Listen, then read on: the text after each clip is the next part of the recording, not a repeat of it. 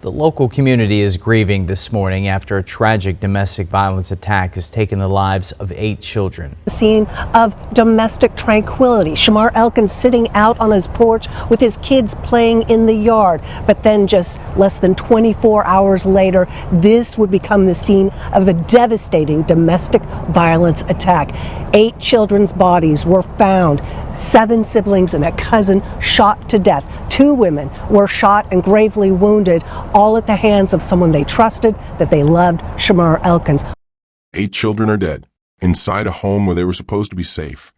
Some of them never even woke up, others did, and tried to run. One child climbed onto the roof, desperate to get away. Another jumped, breaking bones, just to survive. By the time police arrived, the house wasn't just a crime scene, it was devastation.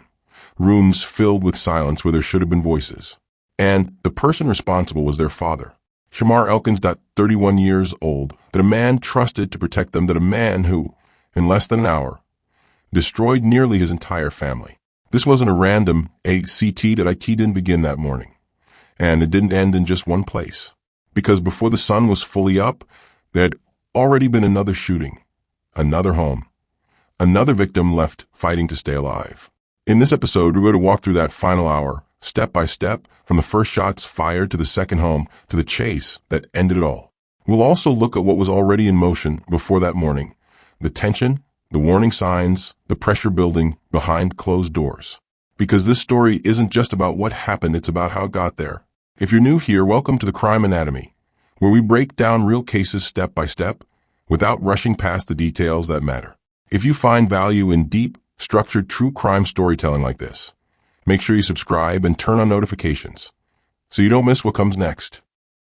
Shamar Elkins, 31 years old, a father, a man who, for a period of his life, wore a uniform and served in the Louisiana Army National Guard from around 2013 to 2020. He worked as a signal system and fire support specialist. His service did not involve deployment, but like many who transition out of structured military life, the shift back into civilian routines can bring its own quiet challenges. Loss of routine, identity changes, and the pressure to rebuild stability in a different environment. After leaving the Guard, Elkins settled into life in Shreveport. He worked, maintained relationships, and most importantly, built a family, one that extended across more than one household. That family was not simple. Elkins was married to Shaniqua Pugh. At the same time, he also had a relationship with another woman, Christina Snow. Between the two relationships, he fathered 7 children. These weren't distant connections. They were active, living relationships that required coordination, trust, and constant communication. The children moved between spaces, between caregivers, between routines. 2 homes, but one extended family structure. But structures like this depend heavily on stability. And stability is fragile when pressure starts to build. By early 2026, that pressure was becoming harder to ignore. Elkins' marriage to Shaniqua Pugh was breaking down. The relationship was no longer holding together, and separation was already in motion. A court appearance had been scheduled, set for just one day after everything that would follow. That detail matters. Those close to him would later describe how deeply this affected him. He had expressed fear about losing his wife, not in passing, but in a way that reflected how much the situation was weighing on him. And that pressure didn't exist in isolation. It sat on top of everything else. On the surface, it was a family navigating complexity, people coexisting, raising children, making it work as best they could. But underneath that surface, the strain was building.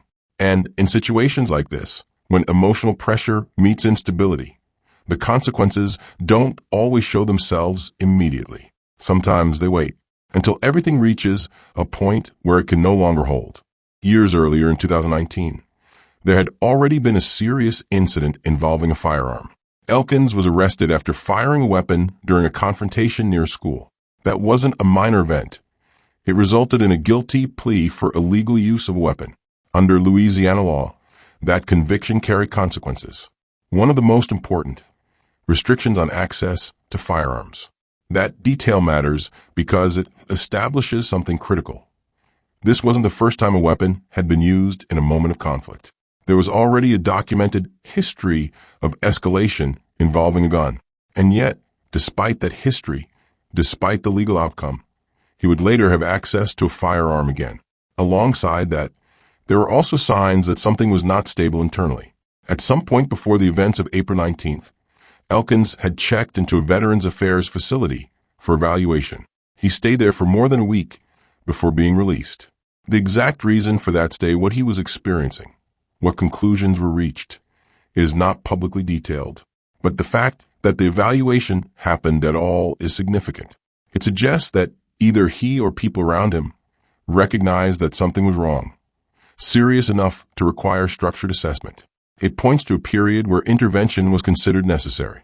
What remains unclear is what followed after that. There is no detailed public record of long-term support, continued monitoring, or sustained treatment. What is visible is a gap between recognizing a problem and fully addressing it. And through all of this, life on the outside could still appear relatively normal. He was working. He was present in his children's lives. He was maintaining relationships across 2 households. There was no single defining moment that clearly signaled what was coming. Instead, there was a build-up, a strained marriage moving toward legal separation, a past incident involving a firearm, a period of evaluation that pointed to deeper issues, and the ongoing pressure of managing a complex family structure that was no longer stable. Individually, each of these elements might be explained away. Together, they begin to form a pattern, not one that guarantees an outcome like this, but one that shows increasing instability over time. And that's what makes cases like this difficult to fully grasp after the fact, because the signs don't always present themselves as something urgent in the moment.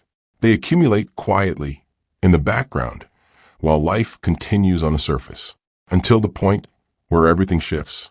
And by the time that shift happens, there's no time left to respond. April 19th would become that point, the moment where everything that had been building emotionally, legally, and internally moved from pressure to action. This is one of those stories that shocks you to the core, especially if you're a parent. Right? How do you slaughter your own children?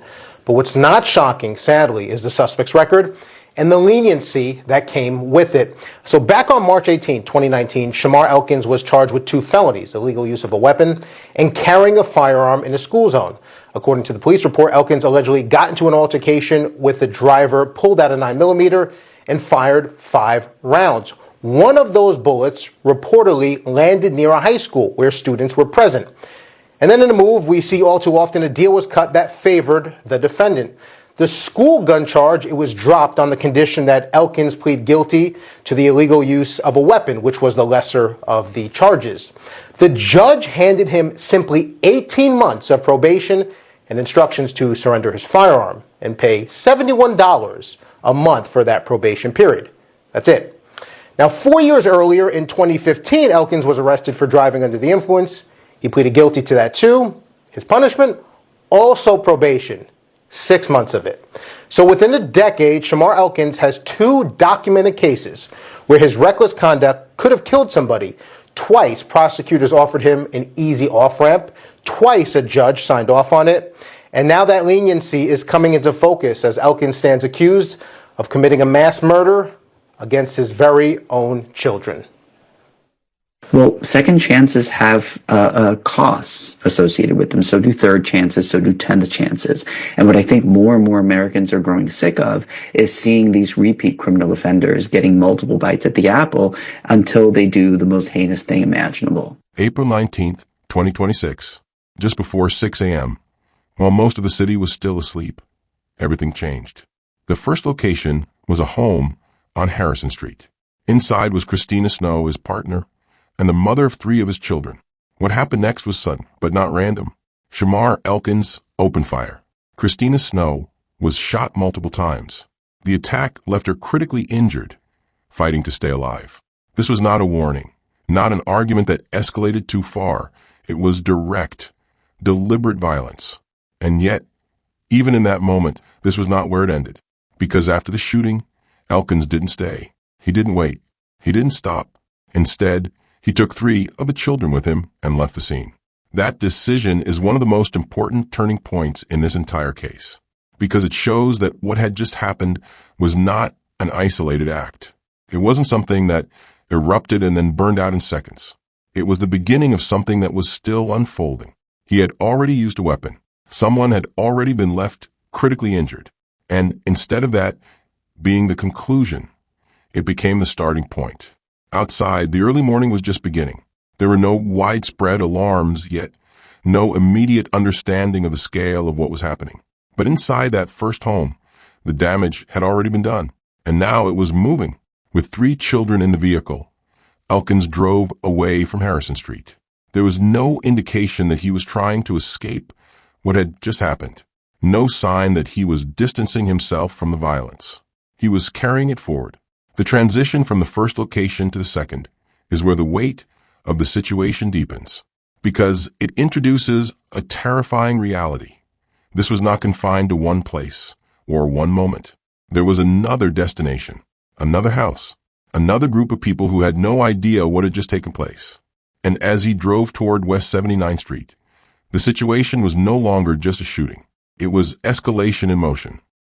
Shamar Elkins arrived at the second location.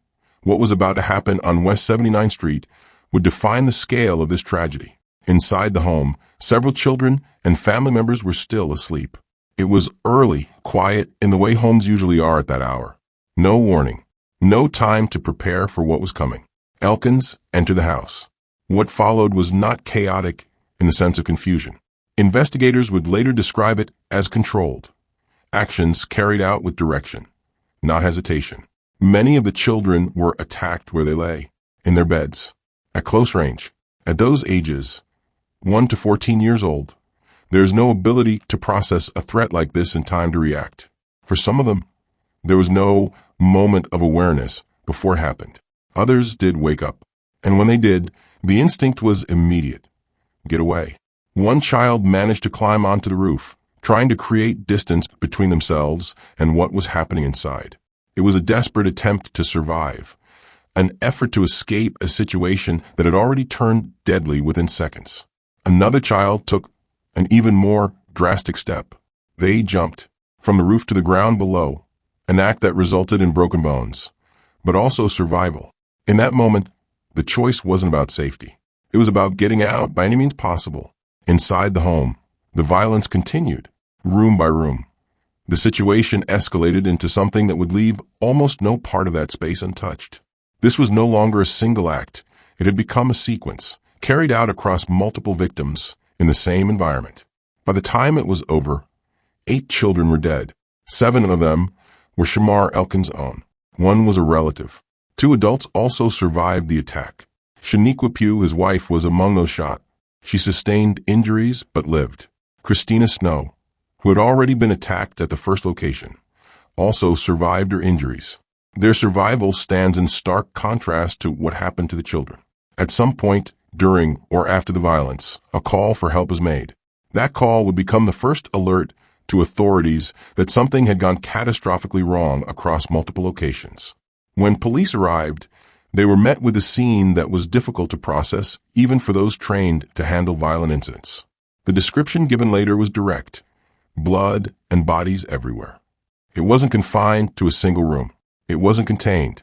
The entire home reflected what had taken place. Evidence of movement, of attempts to escape, of violence that spread through the space rather than remaining in one spot. And within that environment, the scale of the loss became clear. 8 children, an entire group of young lives, gone within minutes. What makes this moment particularly difficult to grasp is not just the number, but the setting. This wasn't a public space. It wasn't a random encounter. It happened inside a home, one connected to the same family, a place where the children were supposed to feel secure. By the time the scene was secured, the sequence that began on Harrison Street had reached its most devastating point on West 79th Street. But even then it wasn't over, because after everything that had just taken place inside that house, Shamar Elkins left again, and the situation, already beyond comprehension, moved into its final phase. At this point, this stops feeling like just a crime, because when you step back and look at everything that's happened so far, 2 locations, multiple victims, children targeted inside their own home, it raises a question that's hard to ignore. What leads to this? Not just the final act, but everything behind it. The pressure, the decisions, the moment where something shifts from internal struggle to irreversible action. There's no simple answer here. And as we move forward, that question only becomes more complicated. So I want to hear from you. What do you think was driving this situation? Do you believe this was building over time, or do you think something specific pushed it over the edge? Share your thoughts in the comments. Your perspective matters in conversations like this, because what comes next is how it all came to an end. I don't know how to act because I've lost 8 parts of me, because I loved each and every one of them like they were my own, and I took care of them like they were my own. This is Troy Brown, the father of one of the children killed in the Shreveport mass shooting by Shamar Elkins, his brother-in-law. Elkins fatally shot 8 children, 7 of them his own, early on Sunday morning. Brown says that his 12-year-old daughter and wife were able to escape by jumping off a roof. He added that Elkins had a history of mental health issues, but that he was still in disbelief about what had happened. I mean, he loved his kids. We would take them to the parks, out to eat, come outside, play with them. He loved his kids. He loved his wife. I just don't know what happened. Brown also paid tribute to his 10-year-old son killed in the shooting. I'm never going to get to throw the football with him again. I'm never going to get to hear him say, "Daddy, can I get this bag of chips?" I'm never going to get to hear my nieces say, "Gunkle, can I get a nana? Gunkle, you going to work? Gunkle, are you okay?" I'm never going to hear that again.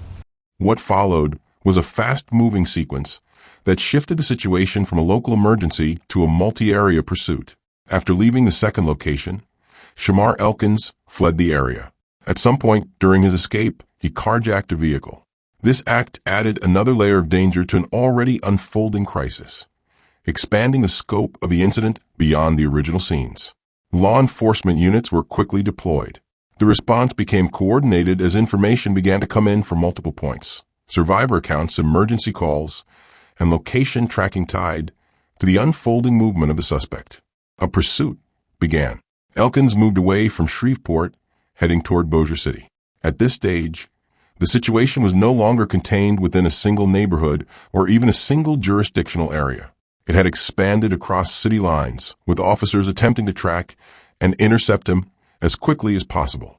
Throughout this movement, there was no indication of communication from Elkins explaining his actions or attempting to surrender. Instead, the focus remained on movement, getting away from the scene and continuing to travel despite the scale of what had already happened behind him. As the pursuit continued, authorities narrowed in on a final destination. The vehicle eventually led them to a residence connected to a former military mentor. That detail stood out during the response, as it was not an arbitrary location. It suggested familiarity, a point of connection from earlier in his life tied to his military background. By the time law enforcement arrived at that location, the situation had reached its final stage. Inside or near that residence, Shamar Elkins died. Reports indicate that his death occurred during the confrontation, though the exact circumstances remain unclear. It has not been definitively confirmed whether it was self-inflicted or the result of police action during the encounter. What is clear is that the pursuit ended there. With his death, the active phase of the incident came to a close. There were no further movements, no additional locations, no further victims. But the key question that remained, the one that investigators, survivors, and the public were left with, had no direct answer. There was no statement from Elkins explaining his actions, no final explanation of intent, no clear articulation of motive. That absence is significant, because in cases like this, where the sequence of events is so rapid and so severe, understanding often depends on what the individual leaves behind in terms of explanation. In this case, there was nothing. The motive, whatever it was, ended with him. What remained instead were the consequences of everything that had unfolded across that single morning. A chain of events that moved from one home to another, then into a citywide pursuit, and finally into silence. The incident did not conclude with clarity. It concluded with an endpoint. And everything before that point now sits in the record of what happened, without the final piece that would fully explain why. When the final scene was secured and the movement stopped, what was left behind could not be reduced to a single report or headline. 2 women survived the violence. Shaniqua Pugh, his wife, had been shot and lived through the attack. Christina Snow, also injured in the earlier shooting, survived as well. Their survival stands alongside a reality that is much harder to process. The loss of children who were supposed to grow up, go to school, and live ordinary lives. There are also surviving children from the broader family structure, now left to deal with injuries, loss, and the absence of siblings who were part of their daily lives. The household system that once connected multiple homes, parents, and children no longer existed in any functional sense. It had been permanently broken in a matter of hours. What remains most difficult to define is the total absence of explanation. Shamar Elkins did not leave behind a statement that clarified his actions. There was no account from him that explained why the situation escalated the way it did, or what he was experiencing internally during those final hours. That silence became part of the aftermath itself. In cases like this, people often search for a single answer that can bring structure to something that feels impossible to understand. But here, there is no direct resolution from the person at the center of it. Only outcomes. And those outcomes are fixed. What happened across that morning cannot be undone.